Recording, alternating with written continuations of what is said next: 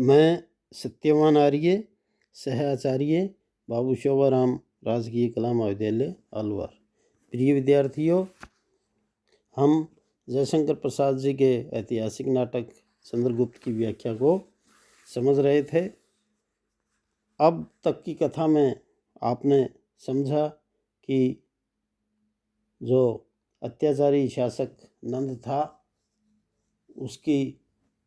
उसी के मंत्री शक्टार के द्वारा हत्या उसकी कर दी जाती है और मगध का नया शासक चंद्रगुप्त को बना दिया जाता है, जो कि सर्वथा इसके योग्य था और जो बड़ा वीर और न्यायकारी भी था। अब उस कथा को आगे बढ़ाते हुए ध्यान से सुने। मगध के राजकीय उपवन में कल्याणी मेरे जीवन के दो स्वप्न थे।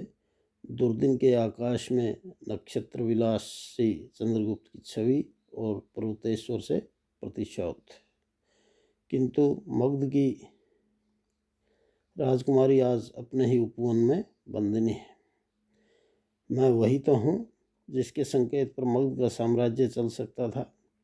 वही शरीर है, वही रूप है, वही हृदय है, पर छिन गया अधिकार और मनुष्य का मानदंड ऐश्वर्य। अब तुलना में सबसे छोटी हूँ। जीवन लज्जा की रंगभूमि बन रहा है, सिर झुका लेती है। तो अब नंदवंश का कोई न रहा, तब एक राजकुमारी बसकर क्या करेगी।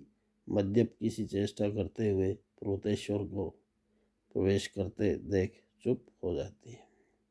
तो जो मगध का राजकीय उपवन या बाग है, उसमें नंद की पुत्री कल्याणी अपने मन में विचार कर रही हैं कि मेरी दो इच्छा थी कि चंद्रगुप्त को प्राप्त करना और पर्वतेश्वर से प्रतिशोध लेना, लेकिन अब क्योंकि नंद का राज्य समाप्त हो चुका है और तो अब मेरे लिए मैं भी अधिकारों से विहीन हो गई हूँ और वह हताश होकर के सोचती है कि क्या मुझे अब जीवित रहना चाहिए। पर्वतेश्वर, मगध मेरा है, आधा भाग मेरा है और मुझसे कुछ पूछा तक न गया। चंद्रगुप्त अकेले सम्राट बन बैठा। कभी नहीं, यह मेरे जीते जी नहीं हो सकता। सामने देखकर कौन है? यह कोई अप्सरा होगी? अरे कोई अपदेवता न हो? अरे प्रस्थान।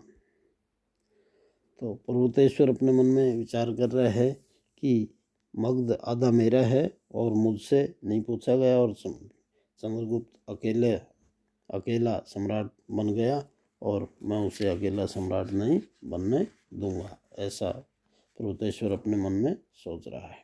कल्याणी, मगध के राज मंदिर उसी तरह खड़े हैं। गंगा श्रवण से उसी स्नेह से मिल रही है। नगर का कोलाहल पूर्ववत है, परंतु न रहेगा एक नंदवंश। फिर मैं क्या करूं? आत्महत्या करूं? नहीं, जीवन इतना सस्ता नहीं। आह, देखो मधुरालोक वाला चंद्र उसी प्रकार नित्य जैसे एकटक इस पृथ्वी को देख रहा हो। कुमुद बंधु, तुम मेरे भी बंधु बन जाओ, इस छाती की जलन मिटा दो। तो कल्याणी अपने मन में विचार कर रही है कि सभी घटनाएं या जो सामान्य जीवन है वह चल रहा है, सभी सामान्य घटनाएं हो रही हैं, परंतु नंदवंश का शासन समाप्त हो गया है और वह अपने आप को हताशी पाती है और मन में आत्महत्या करने के विचार भी आते हैं, परंतु वह आत्महत्या करना नहीं चाहती है।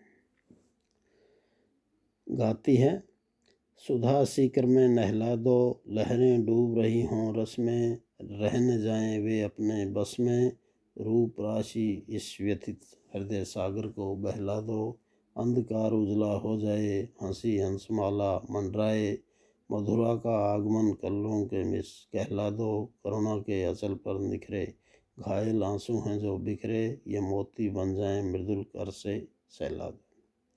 तो यहाँ इस गीत के माध्यम से जो कल्याणी है अपने निराशा के विचारों को को बहा देने की बात कहती है कि मेरे मन के समस्त दुख निकल जाएं, मैं सामान्य अवस्था में पहुंच जाऊं और मैं पुनः आनंद को प्राप्त करूं, ऐसी उसकी इच्छा है। पर्वतेश्वर का प्रवेश। पर्वतेश्वर, तुम कौन हो सुंदरी? मैं भ्रमवश चला गया था। कल्याणी, तुम कौन हो? पर्वतेश्वर, कल्याणी, मैं हूँ कल्याणी, जिसे नगर अवरोध के समय तुमने बंदी बनाया था। दोनों का आपस में वार्तालाप होता है। पर्वतेश्वर, राजकुमारी, नंद की दुहिता तुम ही हो? कल्याणी, हाँ पर्वतेश्वर, तुम्ही से मेरा विवाह होने वाला था। कल्याणी, अब यम से होगा। पर्वतेश्वर, नहीं सुंदरी, ऐसा भरा हुआ यौन। कल्याणी, सब छीन कर अपमान भी। तो कल्याणी उसे कह रही है कि तुमने हमारा राज्य नष्ट कर दिया, मेरे पिता की हत्या कर दी, और क्या तुम अब मेरा अपमान भी करना चाहते हो? पर्वतेश्वर, तुम नहीं जानती हो, मगध का आधा राज्य मेरा है, तुम मेरी प्रियतमा होकर सुखी रहोगी। कल्याणी, मैं अब सुख नहीं चाहती। सुख अच्छा है या दुख मैं स्थिर न कर सकी, तुम उसे कष्ट न दो। पर्वतेश्वर, हमारे तुम्हारे मिल जाने से मगध का पूरा राज्य हम लोगों का हो जाएगा। उत्तरापथ की संकटमयी परिस्थिति से अलग रहकर यहीं शांति मिलेगी। कल्याणी, चुप रहो। पर्वतेश्वर, सुंदरी, तुम्हें देख लेने पर ऐसा नहीं हो सकता। उसे पकड़ना चाहता है, वह भागती है, परंतु पर्वतेश्वर पकड़ ही लेता है। कल्याणी उसी का छुरा निकाल कर उसका वध करती है। चीत्कार सुनकर चंद्रगुप्त आ जाता है। तो विद्यार्थी, यहाँ जो पर्वतेश्वर जो पौरस है वह कल्याणी को बलपूर्वक प्राप्त करना चाहता है, लेकिन जो कल्याणी है उसी का छुरा निकाल करके उसकी हत्या कर देती है, और इस तरह से पर्वतेश्वर का विनाश हो जाता है। चंद्रगुप्त, कल्याणी ये क्या? कल्याणी, जो होना था चंद्रगुप्त, ये पशु मेरा अपमान करना चाहता था, मुझे भ्रष्ट करके अपनी संगिनी बनाकर मुझे पूरे मगध पर अधिकार करना चाहता था, परंतु मौर्य कल्याणी ने वर्ण किया था केवल एक पुरुष को, वह था चंद्रगुप्त।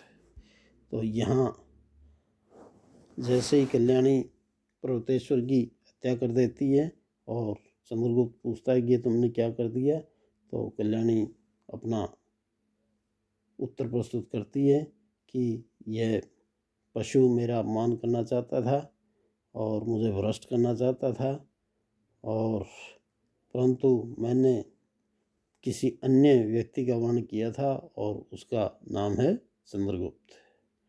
चंद्रगुप्त, क्या यह सच है कल्याणी? कल्याणी, हाँ ये सच है, परंतु तुम मेरे पिता के विरोधी हुए, इसलिए उस प्रणय को, प्रेम पीड़ा को मैं पैरों से कुचल कर दबाकर खड़ी रही। अब मेरे लिए कुछ भी अवशिष्ट नहीं। पिता, लो मैं भी आती हूँ। अचानक छुरी मार कर आत्महत्या करती है। चंद्रगुप्त उसे गोद में उठा लेता है। तो कल्याणी अपने मन की बात चंद्रगुप्त को बतला रही हैं कि मैं तुमसे प्रेम करती थी, परंतु क्योंकि तुम मेरे पिता के विरोधी बन गए, इसलिए मैंने उस प्रेम को दबा करके रखा, उस प्रेम को प्रकट नहीं किया, और अब जब सब कुछ नष्ट हो गया है तो मैं भी जीवित नहीं रहना चाहती, और इस तरह से वह अपनी छुरी मार करके स्वयं आत्महत्या कर लेती है। चाणक्य प्रवेश करके, चंद्रगुप्त, आज तुम निष्कंटक हुए। चंद्रगुप्त, गुरुदेव, इतनी क्रूरता? चाणक्य, महत्वाकांक्षा का मोती निष्ठुरता की सीपी में रहता है। चलो अपना काम करो, विवाद करना तुम्हारा काम नहीं। अब तुम स्वच्छंद होकर दक्षिणापथ जाने की योजना करो, प्रस्थान। तो यहाँ चाणक्य चंद्रगुप्त को समझा रहे हैं कि पहले नंद और अब उसकी पुत्री का भी विनाश हो गया, और मगध के शासक के रूप में अब तुम निष्कंटक हो गए हो। और चाणक्य ये भी समझा रहे हैं कि महत्वाकांक्षा का जो मोती है वो निष्ठुरता की सीपी में रहता है, यानी महत्वाकांक्षा को प्राप्त करने के लिए व्यक्ति को थोड़ा कठोर या निष्ठुर भी बनना पड़ता है, तभी महत्वाकांक्षा की पूर्ति होती है। प्रस्थान। चंद्रगुप्त कल्याणी को लिटाकर देखता है, मंद होते प्रकाश में दृश्यांतर। पथ में राक्षस और सुहासिनी। दूसरा दृश्य। सुहासिनी, राक्षस मुझे क्षमा करो। राक्षस, क्यों सुहासिनी? यदि वह बाधा एक क्षण और रुकी रहती तो क्या हम लोग इस सामाजिक नियम के बंधन से बंध न गए होते? अब क्या हो गया? सुहासिनी, अब पिताजी की अनुमति आवश्यक हो गई। यहाँ सुहासिनी और राक्षस आपस में बातचीत कर रहे हैं और राक्षस सुहासिनी से कह रहा है कि अगर नंद मुझे बंदी नहीं बनाता तो हमारा विवाह हो गया होता और तुम मेरी हो गई होती, परंतु अब सुहासिनी कह रही है कि अब आपको मेरे पिता की अनुमति लेनी होगी, यानी अगर आप मुझसे विवाह करना चाहते हैं तो अब आपको मेरे पिता की अनुमति लेनी होगी। सुहासिनी, अब पिताजी की अनुमति आवश्यक हो गई। राक्षस व्यंग से, क्यों? क्या अब वह तुम्हारे ऊपर अधिक नियंत्रण रखते हैं?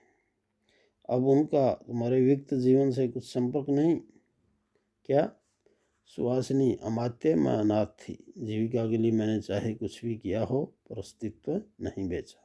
सुहासिनी अपनी सफाई दे रही है कि हे मंत्री या अमात्य, मैं अनाथ थी, यानी मेरे भाइयों की हत्या कर दी गई, मेरे पिता को कैद में डाल दिया गया और मैंने जीविका चलाने के लिए और अपने आप को जीवित करने के लिए चाहे कितने ही नृत्य किए हों या अभिनय किया हो, लेकिन मैंने अपने स्त्रीत्व को नहीं बेचा, यानी मैंने अपने सम्मान को कायम रखा है।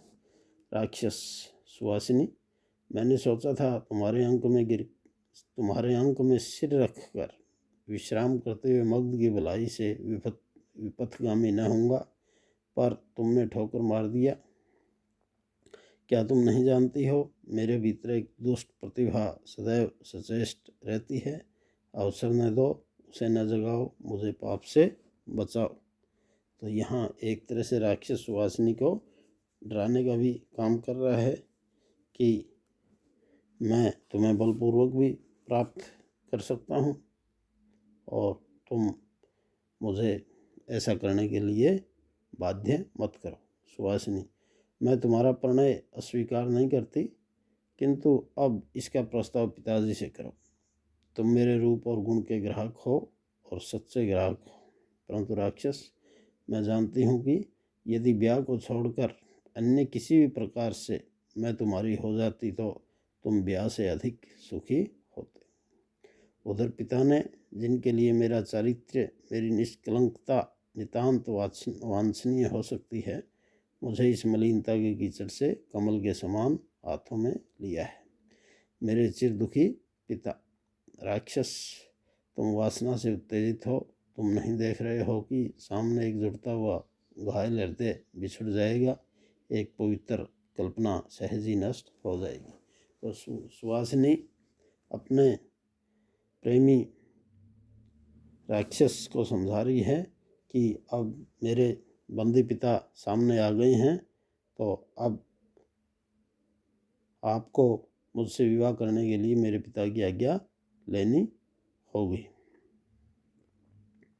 और मैं अपने पिता की इच्छाओं के विरुद्ध नहीं जा सकती। राक्षस, यह मैं मान लेता, कदाचित इस पर पूर्ण विश्वास भी कर लेता, परंतु सुहासिनी, मुझे शंका है। चाणक्य का तुम्हारा बाल्य परिचय, तुम शक्तिशाली की उपासना।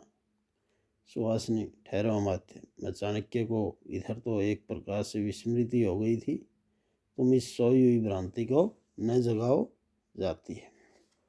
राक्षस,